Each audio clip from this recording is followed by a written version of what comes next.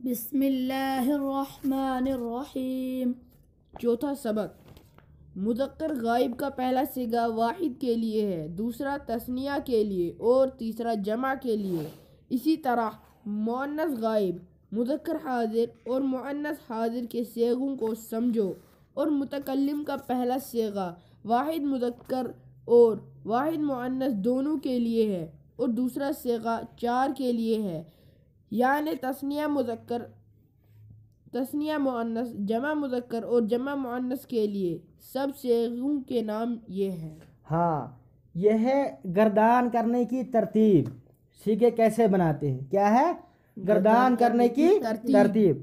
Number 1، سب سے پہلا صیغہ جو ہے وہ آتا ہے واحد مذکر غائب کے لیے۔ کیا آتا ہے؟ واحد مذکر غائب۔ اس کے بعد دوسرا صیغہ تثنیہ مذکر غائب۔ اس کے بعد تیسرا صیغہ جمع مذکر غائب۔ اس کے بعد واحد مؤنث غائب۔ اس کے بعد تثنیہ مؤنث غائب۔ اس کے بعد جمع مؤنث غائب۔ ٹھیک ہے، یہ ہو گیا غائب کے 6 صیغے۔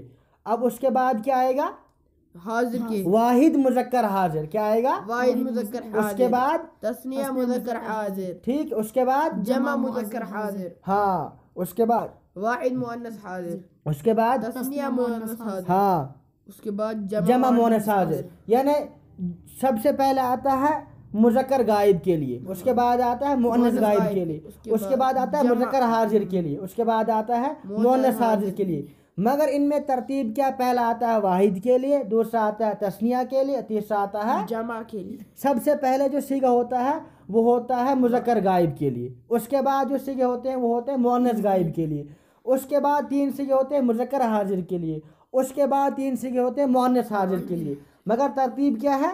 پہلا ہوتا ہے واحد کے لیے، دوسرا ہوتا ہے تثنیہ کے لیے، تیسرا ہوتا ہے جمع کے لیے۔ ٹھیک ہے، یہ ہو گئے 12 صیغے، 6 غائب کے اور 6 حاضر کے۔ ٹھیک، اس کے بعد آتے ہیں 2 صیغے متکلم کے لیے۔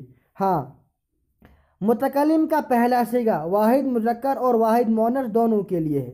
یعنی جو متکلم کا صیغہ ہے واحد متکلم کا، وہ 2 کے لیے آتا ہے۔ کتنے کے لیے آتا ہے؟ 2 کے لیے۔ یعنی وہ واحد مؤنث کے لیے بھی آتا ہے اور واحد مذکر کے لیے بھی آتا ہے۔ کتنے کے لیے آتا ہے؟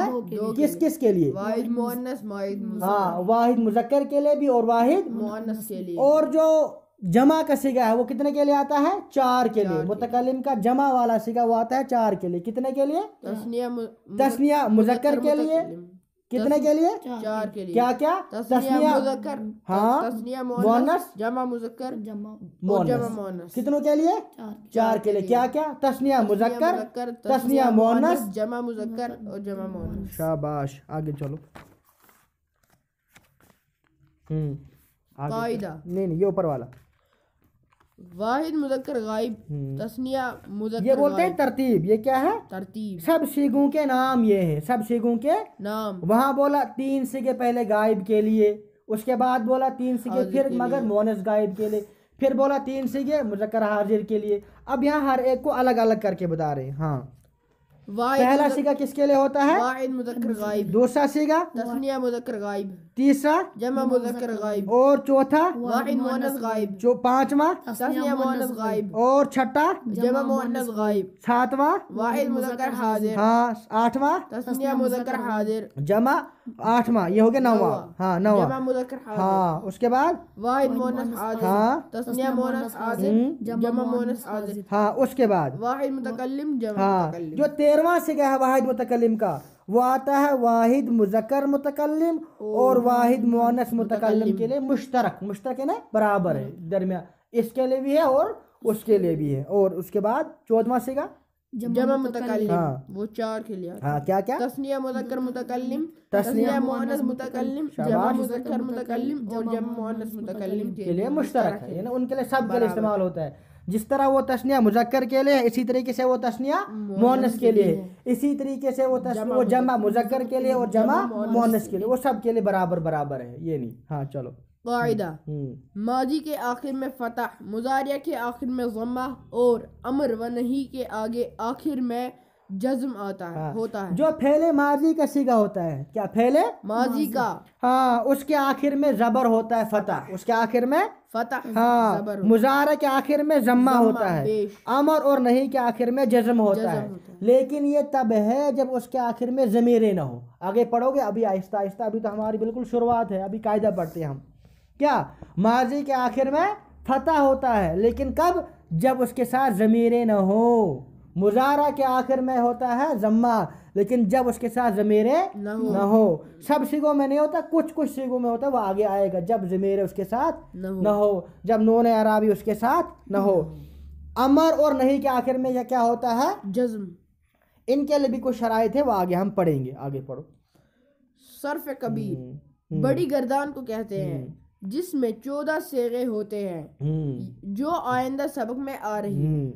सर्फ सगीर, हाँ, सर्फ मैंने गर्दान करना, ठीक है। कबीर मैंने बड़ी, कबीर मैंने बड़ी गर्दान को क्या बोलेंगे? सर्फ कबीर, जिसमें 14 सीगे होते हैं, जो अभी हमने पढ़ा, जो आइंदा सबक में आ रही, इसको क्या बोलेंगे?